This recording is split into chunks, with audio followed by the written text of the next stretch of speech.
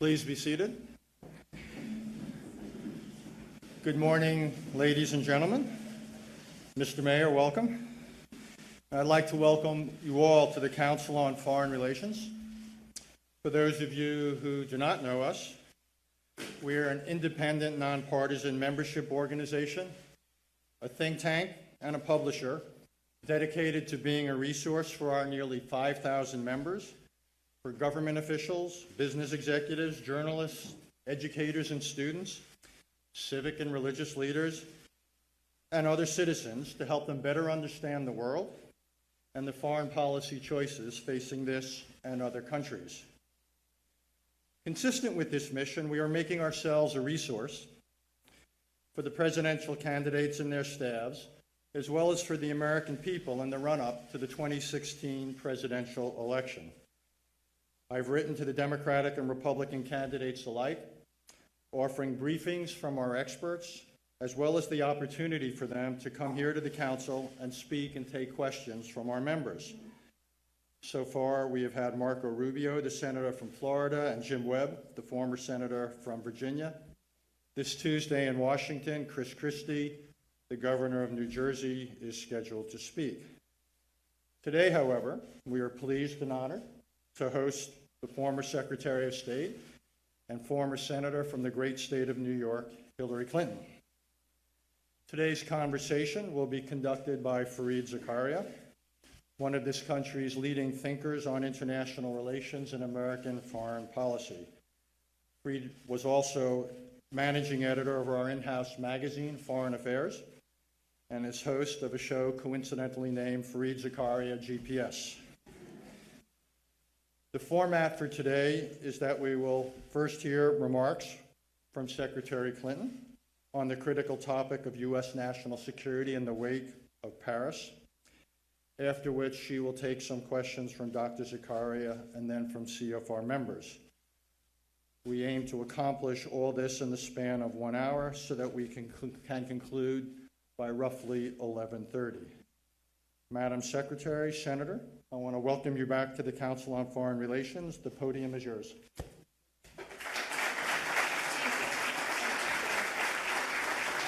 Thank you. Thank you very much. Thank you, Richard, and thanks for the great work that the Council does under your leadership. It truly is an important resource for us all. Fareed, I look forward to having the conversation with you, everyone here at the Council, and Mr. Mayor. Thank you very much for being here and for everything you are doing and will do to keep our city safe and strong. I'm very grateful.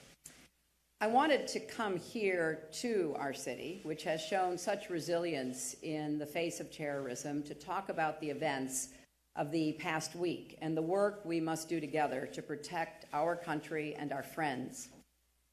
When the United States was hit on 9/11, our allies treated that attack against one as an attack against all.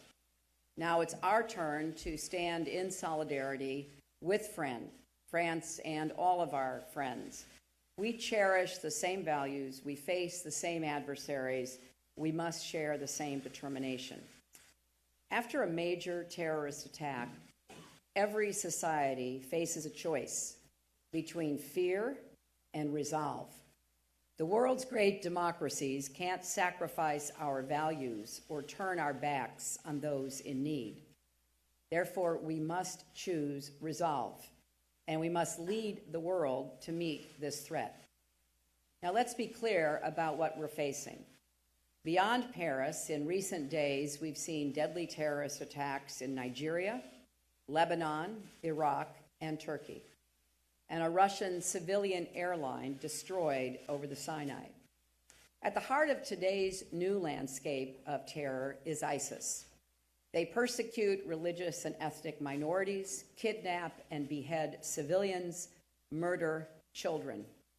They systematically enslave, torture, and rape women and girls. ISIS operates across three mutually reinforcing dimensions: a physical enclave in Iraq and Syria, an international terrorist network that includes affiliates across the region and beyond, and an ideological movement of radical jihadism. We have to target and defeat all three. And time is of the essence. ISIS is demonstrating new ambition, reach, and capabilities. We have to break the group's momentum, and then it's back. Our goal is not to deter or contain ISIS, but to defeat and destroy ISIS. But we have learned that we can score victories over terrorist leaders and networks only to face metastasizing threats down the road. So we also have to play and win the long game. We should pursue a comprehensive counterterrorism strategy, one that embeds our mission against ISIS within a broader struggle against radical jihadism that is bigger than any one group, whether it's Al-Qaeda or ISIS or some other network. An immediate war against an urgent enemy and a generational struggle against an ideology with deep roots will not be easily torn out. It will require sustained commitment in every pillar of American power. This is a worldwide fight, and America must lead it. Our strategy should have three main elements. One, defeat ISIS in Syria, Iraq, and across the Middle East. Two, disrupt and dismantle the growing terrorist infrastructure that facilitates the flow of fighters, financing, arms, and propaganda around the world. Three, harden our defenses and those of our allies against external and homegrown threats. Let me start with the campaign to defeat ISIS across the region. The United States and our international coalition has been conducting this fight for more than a year. It's time to begin a new phase and intensify and broaden our efforts to smash the would-be caliphate and deny ISIS control of territory in Iraq and Syria. That starts with a more effective coalition air campaign, with more allied planes, more strikes, and a broader target set. A key obstacle standing in the way is a shortage of good intelligence about ISIS and its operations. So we need an immediate intelligence surge in the region, including technical assets, Arabic speakers with deep expertise in the Middle East, and even closer partnership with regional intelligence services. Our goal should be to achieve the kind of penetration we accomplished with Al-Qaeda in the past. This would help us identify and eliminate ISIS's command and control and its economic lifelines. A more effective coalition air campaign is necessary, but not sufficient. And we should be honest about the fact that to be successful, airstrikes will have to be combined with ground forces actually taking back more territory from ISIS. Like President Obama, I do not believe that we should again have 100,000 American troops in combat in the Middle East. That is just not the smart move to make here. If we've learned anything from 15 years of war in Iraq and Afghanistan, it's that local people and nations have to secure their own communities. We can help them, and we should, but we cannot substitute for them. But we can and should support local and regional ground forces in carrying out this mission. Now, the obstacles to achieving this are significant. On the Iraqi side of the border, Kurdish forces have fought bravely to defend their own lands and to retake towns from ISIS.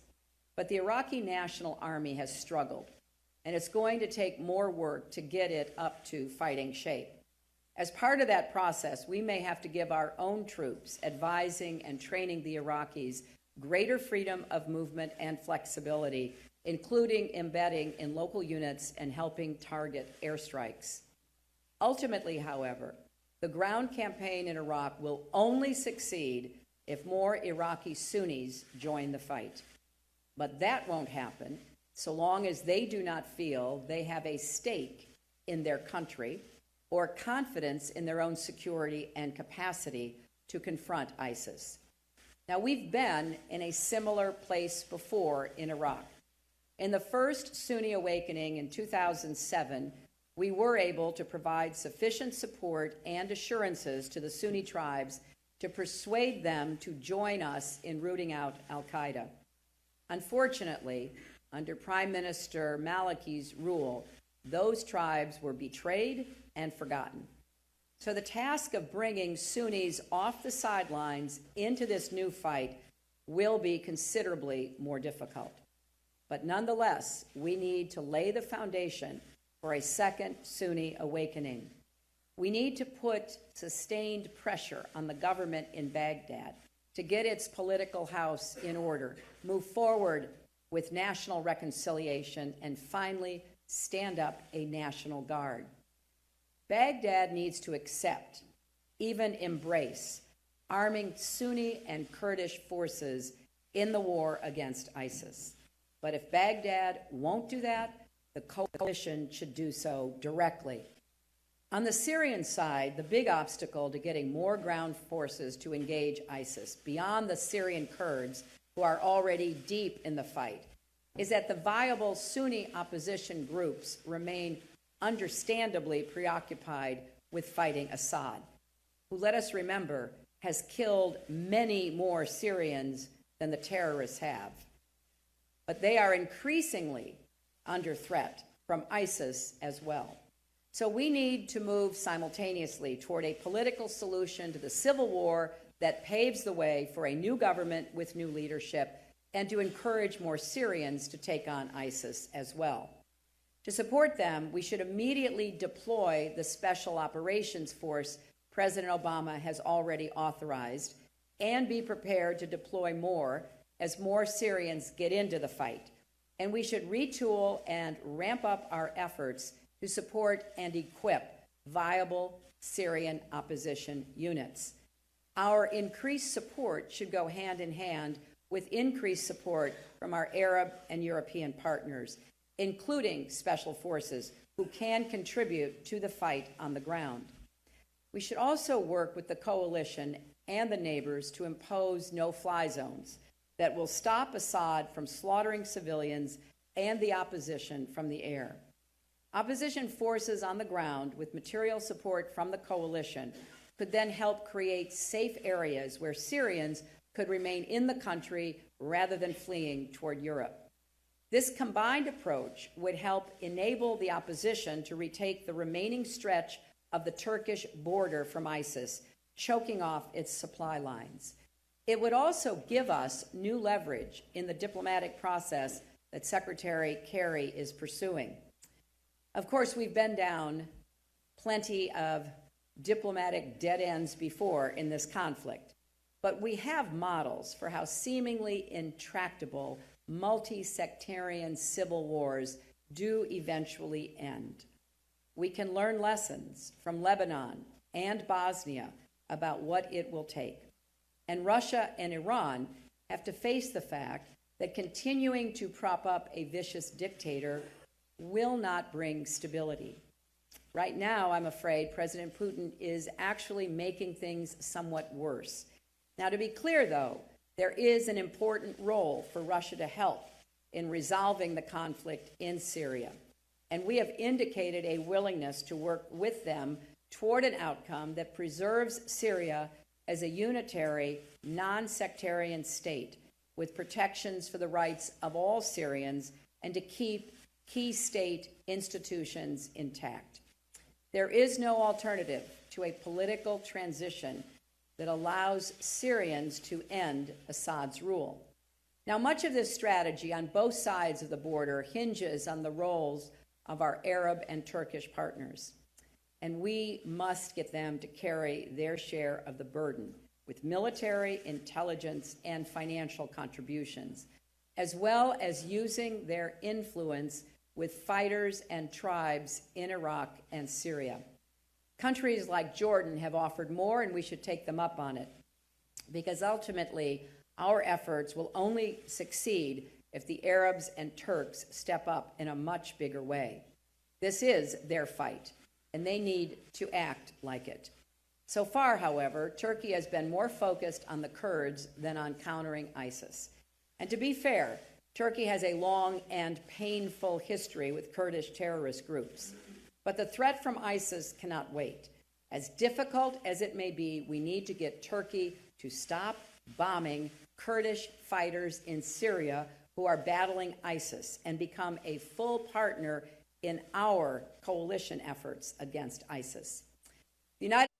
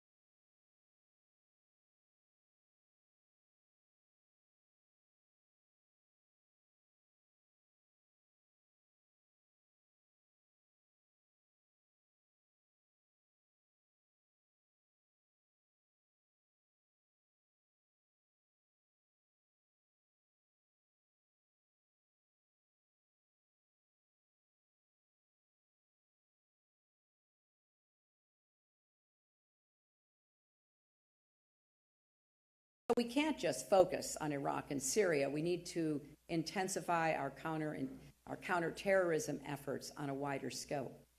Most urgent is stopping the flow of foreign fighters to and from the war zones of the Middle East. Thousands of young recruits have flocked to Syria from France, Germany, Belgium, the United Kingdom, and yes, even the United States. Their Western passports make it easier for them to cross borders and eventually return home, radicalized and battle-hardened. Stemming this tide will require much better coordination and information sharing among countries every step of the way. We should not stop pressing until Turkey, where most foreign fighters cross into Syria, finally locks down its border. The United States and our allies need to know and share the identities of every fighter who has traveled to Syria. We also have to be smart and target interventions that will have the greatest impact. For example, we need a greater focus on shutting down key enablers who arrange transportation, documents, and more. When it comes to terrorist financing, we have to go after the nodes that facilitate illicit trade and transactions. The UN Security Council should update its terrorism sanctions. They have a resolution that does try to block terrorist financing and other enabling activities, but we have to place more obligations on countries to police their own banks. And the United States, which has quite a record of success in this area, can share more intelligence to help other countries. And once and for all, the Saudis, the Qataris, and others need to stop their citizens from directly funding extremist organizations, as well as the schools and mosques around the world that have set too many young people on a path to radicalization. When it comes to blocking terrorist recruitment, we have to identify the hotspots, the specific neighborhoods and villages, the prisons and schools where recruitment happens in clusters, like the neighborhood in Brussels where the Paris attacks were planned. Through partnerships with local law enforcement and civil society, especially with Muslim community leaders, we have to work to tip the balance away from extremism in these hotspots. Radicalization and recruitment also is happening online. There's no doubt we have to do a better job contesting online space, including websites and chat rooms where jihadists communicate with followers. We must deny them virtual territory just as we deny them actual territory. At the State Department, I built up a unit of communication specialists fluent in Urdu, Arabic, Somali, and other languages to battle with extremists online. We need more of that, including from the private sector. Social media companies can also do their part by swiftly shutting down terrorist accounts so they're not used to plan, provoke, or celebrate violence. Online or offline, the bottom line is that we are in a contest of ideas against an ideology of hate, and we have to win. Let's be clear, though. Islam is not our adversary. Muslims are peaceful and tolerant people and have nothing whatsoever to do with terrorism. The obsession in some quarters with a clash of civilization or repeating the specific words radical Islamic terrorism isn't just a distraction. It gives these criminals, these murderers, more standing than they deserve. It actually plays into their hands by alienating partners we need by our side. Our priority should be how to fight the enemy. In the end, it didn't matter what kind of terrorist we called bin Laden. It mattered that we killed bin Laden. But we still can't close our eyes to the fact that there is a distorted and dangerous stream of extremism within the Muslim world that continues to spread. Its adherents are relatively few in number, but capable of causing profound damage, most especially to their own communities, throughout an arc of instability that stretches from North and West Africa to Asia. Overlapping conflicts, collapsing state structures, widespread corruption, poverty, and repression have created openings for extremists to exploit. Before the Arab Spring, I warned that the region's foundations would sink into the sand without immediate reforms. Well, the need has only grown more urgent. We have to join with our partners to do the patient, steady work of empowering moderates and marginalizing extremists, supporting democratic institutions and the rule of law, creating economic growth that supports stability, working to curb corruption, helping train effective and accountable law enforcement, intelligence, and counterterrorism services. As we do this, we must be building up a global counterterrorism infrastructure that is more effective and adaptable than the terror networks we're trying to defeat. When I became Secretary of State, I was surprised to find that nearly a decade after 9/11, there was still no dedicated international vehicle to regularly convene key countries to deal with terrorist threats. So we created the Global Counterterrorism Forum, which now brings together nearly 30 countries, many from the Muslim world. It should be a clearinghouse for directing assistance to countries that need it, for mobilizing common action against threats. And let's not lose sight of the global cooperation needed to lock down loose nuclear material and chemical and biological weapons and keep them out of the hands of terrorists. At the end of the day, we still must be prepared to go after terrorists wherever they plot using all the tools at our disposal. That includes targeted strikes by U.S. military aircraft and drones with proper safeguards when there aren't any other viable options to deal with continuing imminent threats. All of this, stopping foreign fighters, blocking terrorist financing, doing battle in cyberspace, is vital to the war against ISIS, but it also lays the foundation for defusing and defeating the next threat and the one after that. Now, the third element of our strategy has to be hardening our defenses at home and helping our partners do the same against both external and homegrown threats. After 9/11, the United States made a lot of progress breaking down bureaucratic barriers to allow for more and better information sharing among agencies responsible for keeping us safe. We still have work to do on this front, but by comparison, Europe is way behind. Today, European nations don't even always alert each other when they turn away a suspected jihadist at the border or when a passport is stolen. It seems like after most terrorist attacks, we find out that the perpetrators were known to some security service or another, but too often the dots never get connected. I appreciate how hard this is, especially given the sheer number of suspects and threats, but this has to change. The United States must work with Europe to dramatically and immediately improve intelligence sharing and counterterrorism coordination. European countries also should have the flexibility to enhance their border controls when circumstances warrant. And here at home, we face a number of our own challenges. The threat to airline security is evolving as terrorists develop new devices like non-metallic bombs, so our defenses have to stay at least one step ahead.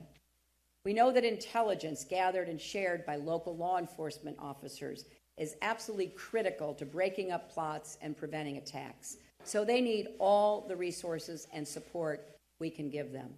Law enforcement also needs the trust of residents and communities, including in our own country, Muslim Americans. Now, this should go without saying, but in the current climate, it bears repeating. Muslim Americans are working every day on the front lines of the fight against radicalization.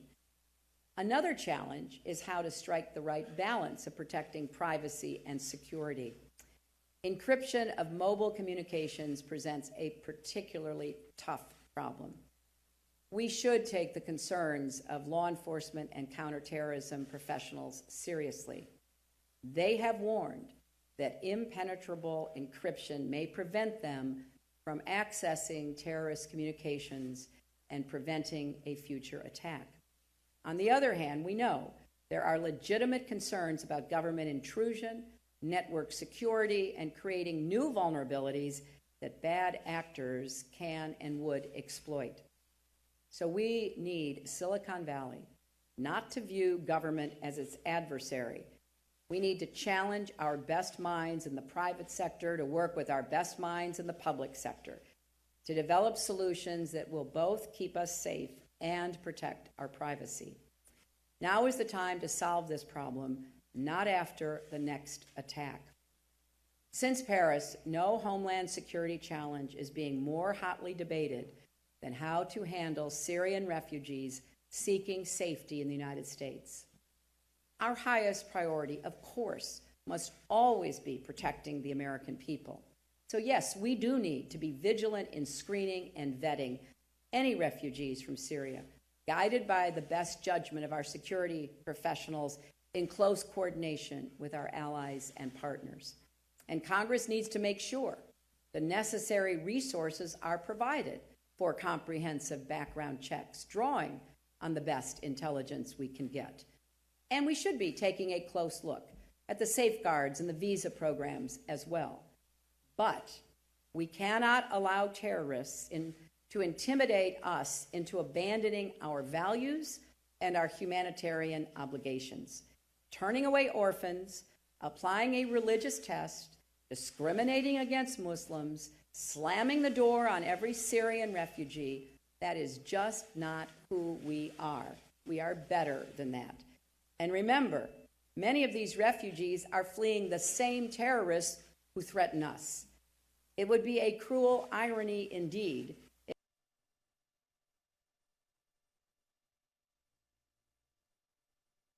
from ever finding new ones. We should be doing more to ease this humanitarian crisis, not less. We should lead the international community in organizing a donor conference and supporting countries like Jordan, who are sheltering the majority of refugees fleeing Syria. And we can get this right. America's open, free, tolerant society is described by some as a vulnerability in the struggle against terrorism, but I actually believe it's one of our strengths. It reduces the appeal of radicalism and enhances the richness and resilience of our communities. This is not a time for scoring political points.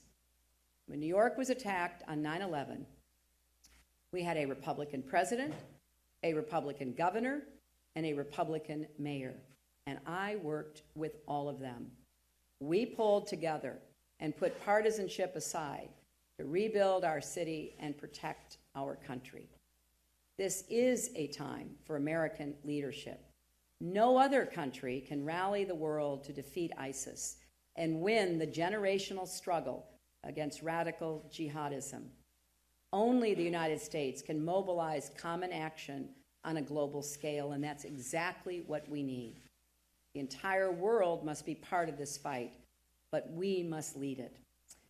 There's been a lot of talk lately about coalitions. Everyone seems to want one, but there's not nearly as much talk about what it actually takes to make a coalition work in the heat and pressure of an international crisis. I know how hard this is because we've done it before. To impose the toughest sanctions in history on Iran, to stop a dictator from slaughtering his people in Libya, to support a fledgling democracy in Afghanistan, we have to use every pillar of American power, military and diplomacy, development and economic and cultural influence, technology, and maybe most importantly, our values. That is smart power. We have to work with institutions and partners like NATO, the EU, the Arab League, and the UN. Strengthen our alliances and never get tired of old-fashioned shoe leather diplomacy. And if necessary, be prepared to act decisively on our own, just as we did to bring Osama bin Laden to justice. The United States and our allies must demonstrate that free people and free markets are still the hope of humanity. This past week, as I watched the tragic scenes from France, I kept thinking back to a young man the world met in January after the last attack in Paris. His name was Lassana, a Muslim immigrant from Mali who worked at a kosher market. He said the market had become a new home and his colleagues and customers a second family. When the terrorists arrived and the gunfire began, Lassana risked his life to protect his Jewish customers. He moved quickly, hiding as many people as he could in the cold storage room and then slipping out to help the police. I didn't know or care, he said, if they were Jews or Christians or Muslims. We're all in the same boat. What a rebuke for the extremists' hatred. The French government announced it would grant Lassana full citizenship. But when it mattered most, he proved he was a citizen already. That's the power of free people. That's what the jihadis will never understand and never defeat. And as we meet here today, let us resolve that we will go forward together and we will do all we can to lead the world against this threat that threatens people everywhere. Thank you all.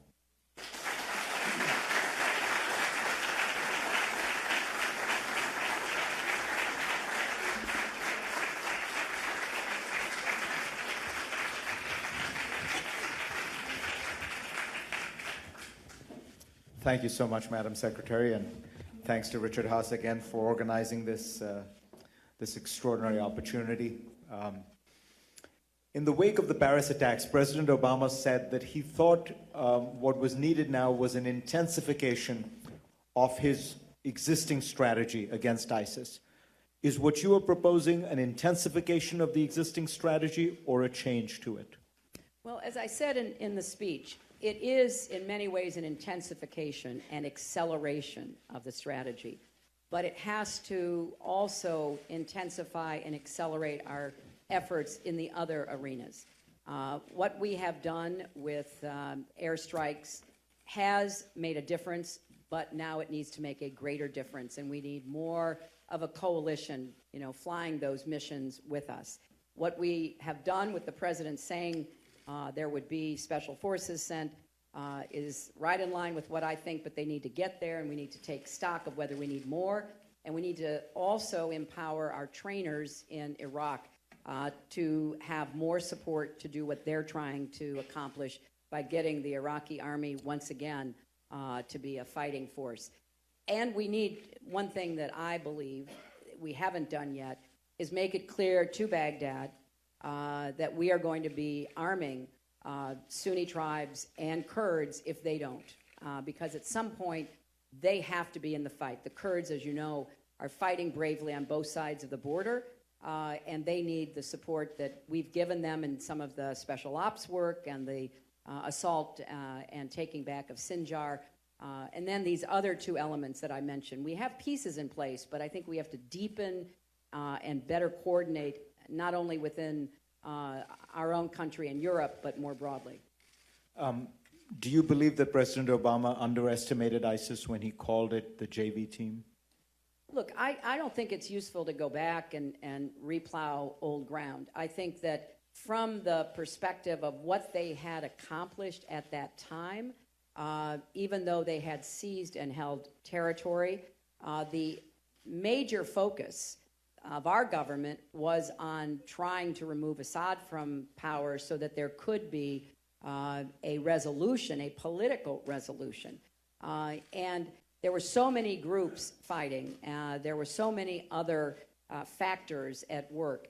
Now that ISIS has made clear that, I think in part because they have been pushed hard by the air strikes, by the Kurds, they're now expanding their reach so that they can keep their propaganda going. So I think there's been, an evolution in their threat, and we have to meet it. A couple of days ago, the New York Times had a headline that said, Paris attacks complicate Hillary Clinton's alignment with Obama. Has it? Well, it's not the first headline I've disagreed with. Look, I have made clear that I have differences, as I think any two people do. I was very proud to serve as President Obama's Secretary of State. I think we made a good team.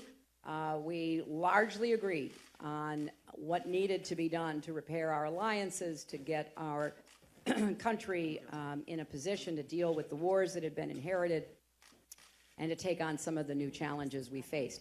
But even when I was still there, which is publicly known, I thought we needed to do more earlier to try to identify indigenous Syrian fighters, so-called moderates, and I do think there were some early on, that we could have done more to help them in their fight against Assad. But, this is an evolving and fast-moving situation. I think we're all, working to, make sure that what we do actually will produce the results we seek.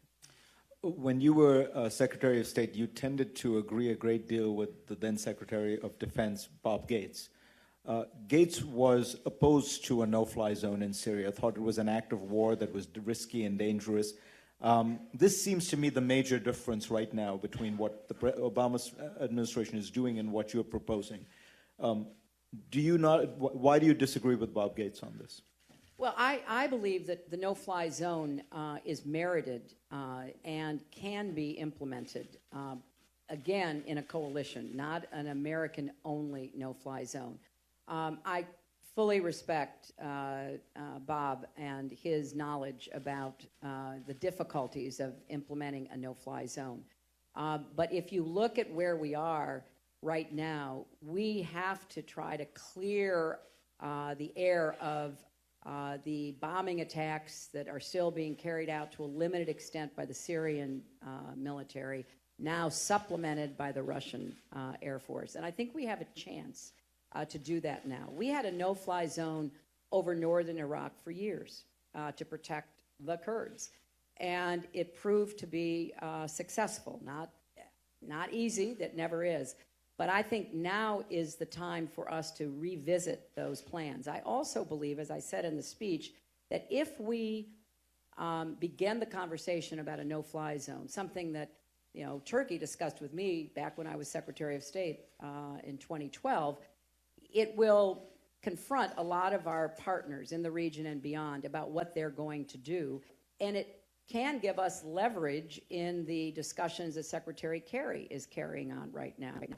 So I see it as both a strategic opportunity on the ground and an opportunity for leverage in the peace negotiations. You talked about Arab partners, but it's worth noting that after having announced with great fanfare that they would join us in the strikes, Saudi Arabia has essentially dropped out, the UAE has essentially dropped out.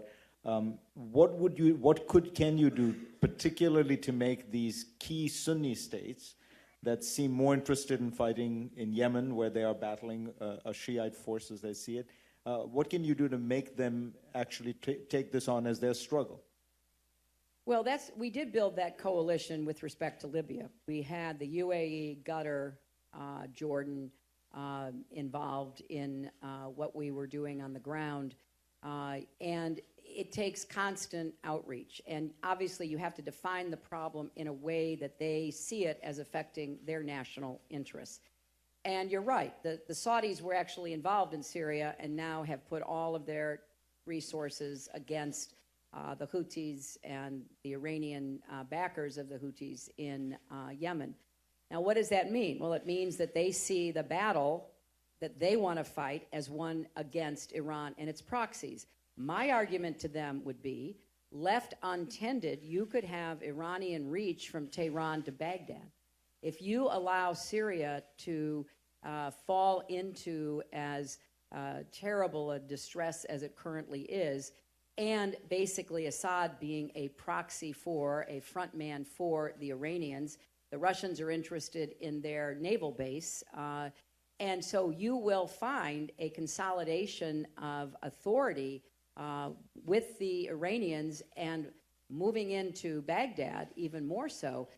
So what you're facing in Yemen could be a limited preview of what you could face going forward unless we get some concerted effort to stop the fighting and to seek a political solution that does give some room to all the different groups within Syria to have a say in the future.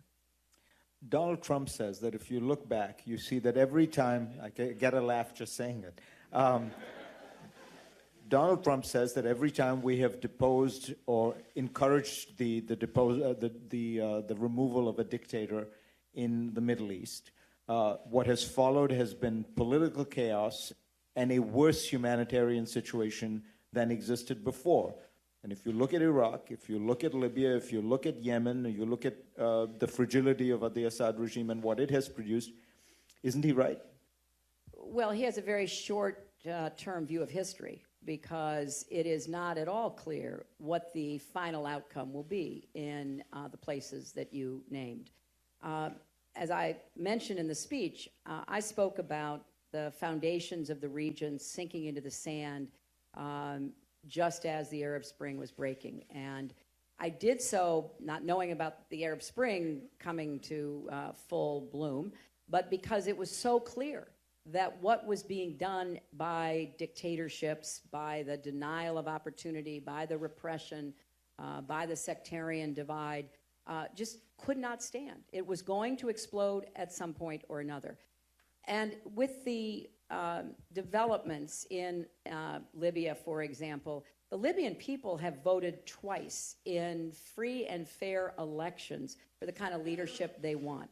They have not been able to figure out how to prevent the disruptions that they are confronted with because of internal divides and because of some of the external pressures that are coming from terrorist groups and others.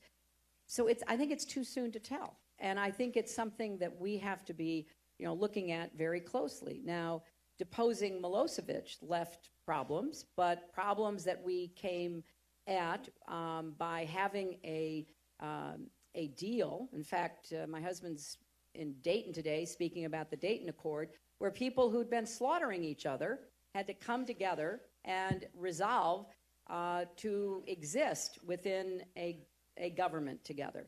Is it perfect? No. But has it, kind of kept going? And do we have some work to do there? Absolutely. So we have to look at all these different situations, I think, on their own as well as part of bigger trends. Several of the people running against you, against whoever the Democrat is, argue that we should not be taking in Syrian refugees, but if we do, we should prioritize Christian refugees. Jeb Bush has said this, Ted Cruz has said this, and the argument is that they are being persecuted particularly harshly by ISIS. Why isn't that right?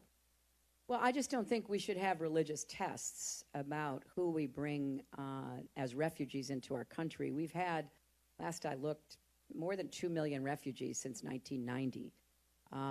So far, we know that trying to vet and understand the connections that a person or a family might have with somebody in the United States, looking to see what organization, often a faith-based organization, will sponsor them and what they'll do to help them get education or a job, is by far the best way to sort out and to determine who should be included.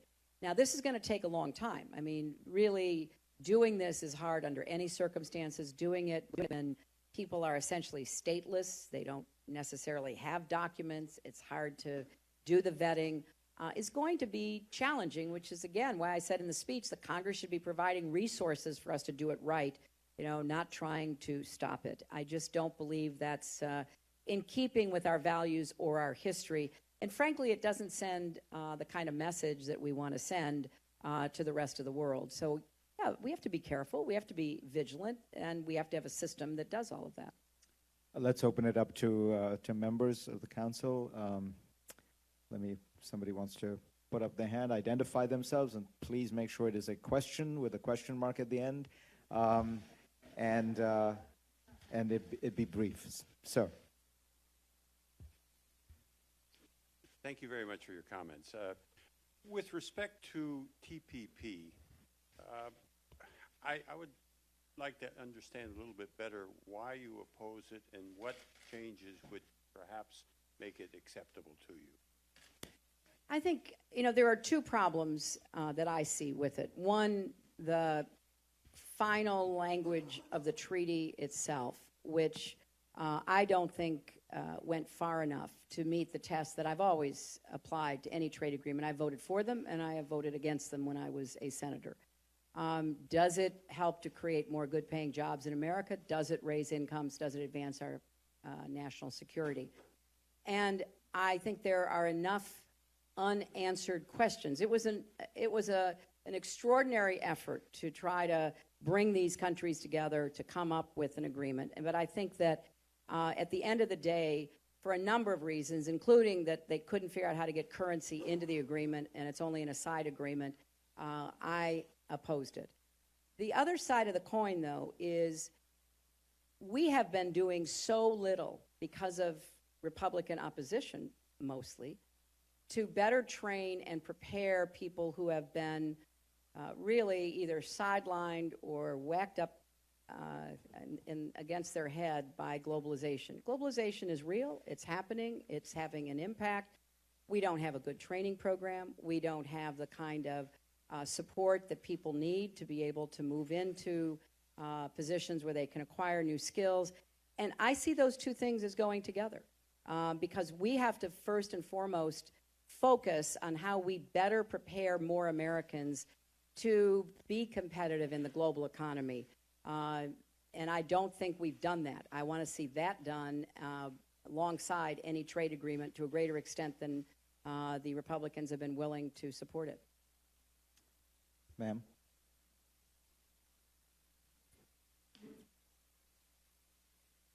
Madam Secretary, Amy Bondurant. Hi.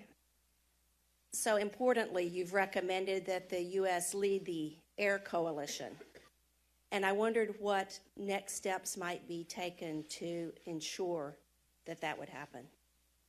Well, Amy, there's nothing magic or easy about putting together such a coalition. I know President Hollande will be coming to the United States to see President Obama this week, and I assume that there will be a group of French officials, defense officials, intelligence officials, homeland security officials who will be meeting with their American counterparts. And on the defense side, I think that certainly the United States working with France, and then from that, sort of hub, beginning to reach out to other countries to seek out support. And I would go back to Arab countries as well. So looking for a way to begin the discussions about the negotiations that lead to the coalition as quickly as possible. Going back to Libya, the Europeans were the ones who wanted American support, and we did not agree to do so until we had a very clear idea what they were willing to do. And then we reached out and worked with the Arab League so that there would be Arab partners as well. And that took weeks. It wasn't something that just happened overnight. But it is definitely doable if we begin, I think, with the French-American position and move out from there.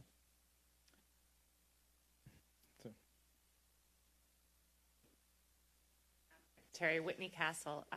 My understanding was, with regard to U.S. support for Syrian rebels, over the last year or two, one of the main restraints was that they could not fight Assad directly, and that this was a severe limitation and part of the reason the plan didn't work. When you recommend supporting additional training for Syrian rebel groups, would you advise them to allow them to fight Assad, or is that a part of the conflict that we don't want to get involved in? Well, back in the first term, when Leon Panetta and Dave Petraeus and I made our recommendation about vetting and arming Syrian moderate rebels, the target was Assad. It was to defend themselves and be able to prevent the military taking over territory and creating the kind of humanitarian disaster that obviously we've all seen. So that was what we recommended back in the first term. Since then, I know it's been a very difficult task for our government to take on and pursue successfully. But one of the challenges has been trying to draw lines. And you draw lines because you want to be able to vet and follow what happens to the arms that you are equipping people with. But what happened to some of the few groups that have been trained is that they were quickly overrun by much more hardened fighters who were fighting Assad. So it was a very hard task to do 2 or 3 years later. I think it might have been, but again, I've said many times, I can't predict sitting here what would have happened if we had moved earlier. It might have worked, it might not have worked, but you can't really take Syrians who are rebelling against Assad and tell them they can't use their training and their weapons against the person who, as I said in my speech, has killed far more Syrians than ISIS has to date. Let me ask a follow-up on that, Madam Secretary. If the only way you can put together a moderate Syrian force is by having the United States cajole, bribe, arm, and train it, we are then looking for this force to defeat ISIS, then defeat Assad, then defeat al-Nusra, then defeat other al-Qaeda affiliates, keep at bay the Shiite militias and Hezbollah, take control of Damascus, and establish a pluralistic democracy in Syria. Isn't that kind of a tall order? Well, it's certainly described like that. And that's why I focused on ISIS. I mean, because I think right now we have one overriding goal. As I outlined, we need to crush their territorial domain, and we need to try to secure the entire border between Syria and Turkey. There is not going to be a successful military effort at this point to overturn Assad.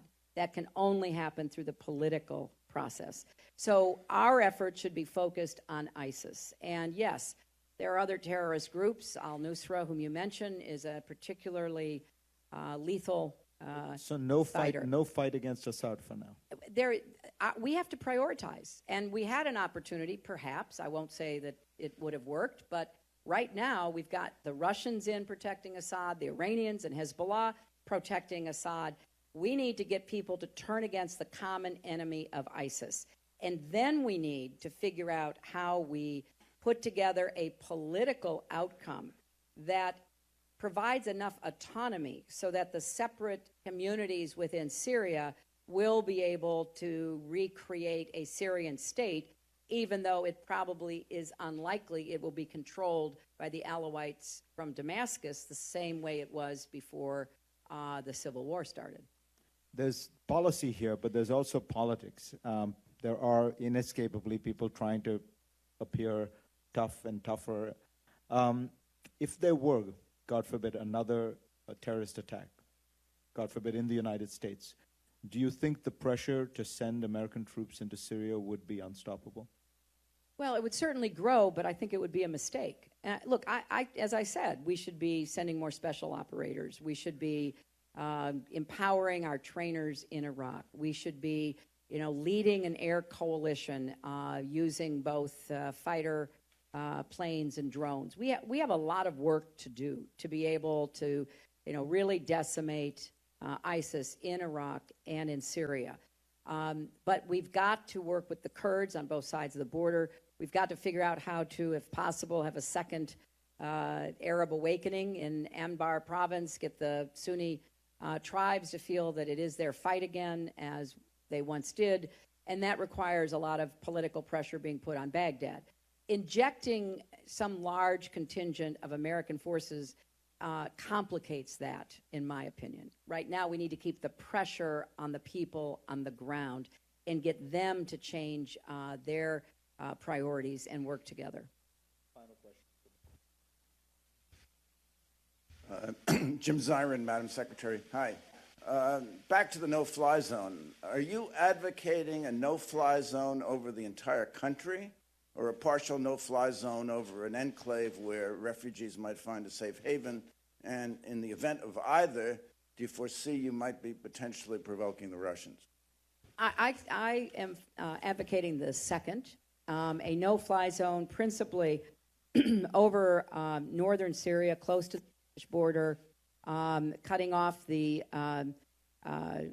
supply lines, trying to provide some safe refuges for refugees so they don't have to leave Syria, creating a safe space away from the barrel bombs and the other bombardment by the Syrians. And I would certainly expect to and hope to work with the Russians to be able to do that. The Russians have, as you know, been primarily focused on Assad's enemies and not on ISIS. I think that has changed, and there is an indication that has changed. After Hollande comes here, he's going to go to Moscow to see Putin.